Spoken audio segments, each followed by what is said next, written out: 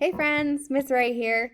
I just wanted to walk you through the outline example that I've shared with you on Classroom so that you can come to class on Tuesday with any questions that we can work through together. So when you are writing the outline, the most important thing is to develop some subclaims.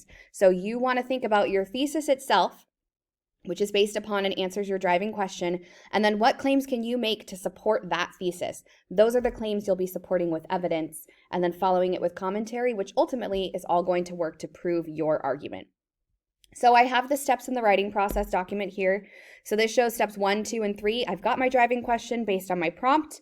I've done a bunch of research. I've looked into this topic.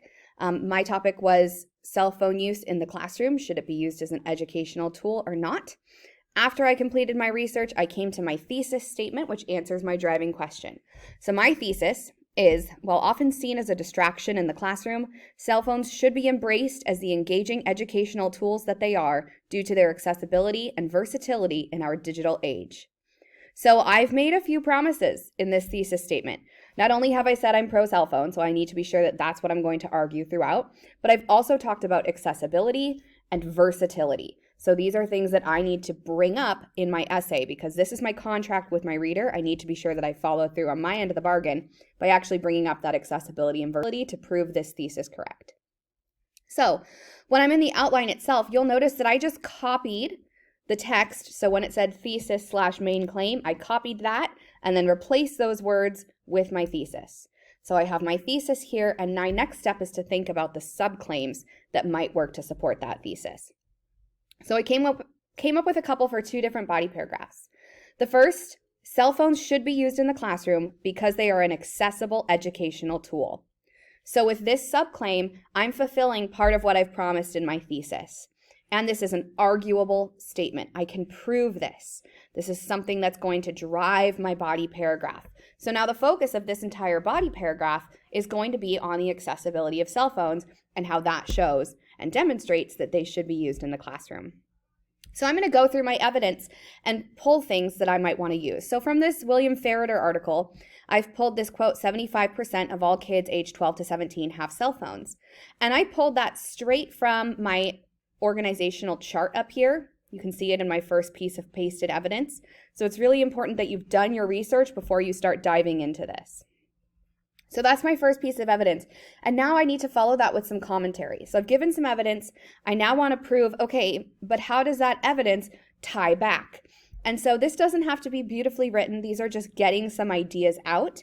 But I'm going to get some thoughts out of how that shows that cell phones are accessible.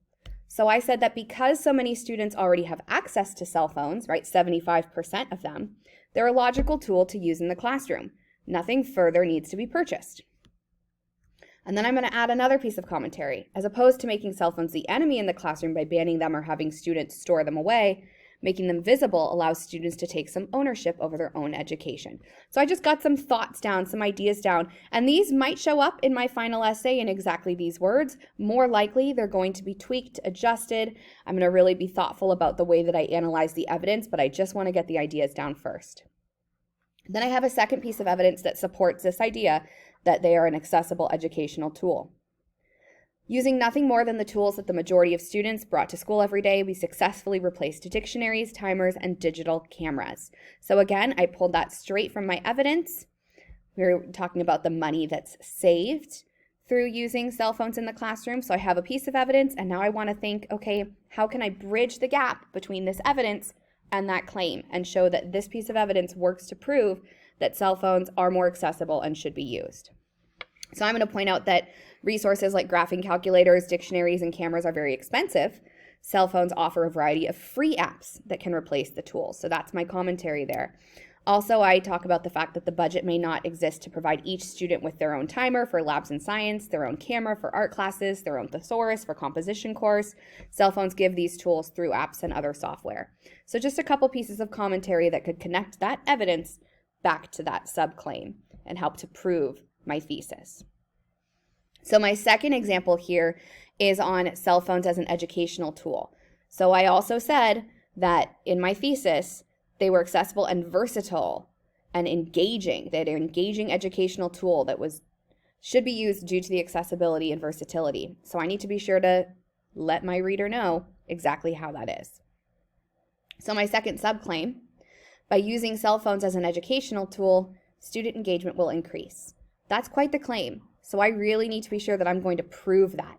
So I've pulled some evidence from a few different sources. The first, the New York City Learning Network, which takes as a premise that most children already exist in a digital world. I want to then connect that back. Students already engage with their cell phones on a daily basis. We can meet them where they are and allow them to take some ownership in their own education. Also, I brought in the use of videos, news stories, online discussion groups. A variety of resources can help us to use our cell phones to engage in ways that best suit our own learning styles. Also, we can enrich our discussions because we're coming with a background of knowledge, and online discussion boards might be a great jumping off point for a student who perhaps doesn't like to speak up in class. So it gives them an opportunity to still engage in the learning process. So I want to bring that up as well. So just some commentary that might connect that evidence back to that claim. As I continue forward, so with my third topic and my third supporting claim, perhaps I find that I don't have evidence to support what I want to say. Maybe I really want to talk about the versatility of the cell phone. And I look through my evidence, I'm like, I don't really have anything there, but I could write such a good subclaim based on what I've read. I can always add a new source and pull more evidence. There's nothing wrong with adding sources at this point. Just please be sure that when you do add sources, you go through the process of checking their credibility, making sure they're relevant, making sure they're accurate, making sure the person has authority to speak on the subject, engaging in some lateral reading, just really assuring that if you're adding a source, you've still gone through the same check process, even if you're not writing a rhetorical précis on it or doing a different activity with it. So this is how you're going to engage with your outline. This will help us see how you're organizing your essay and help us to then guide into the body paragraphs, which is where we head later this week. All right, thanks, friends.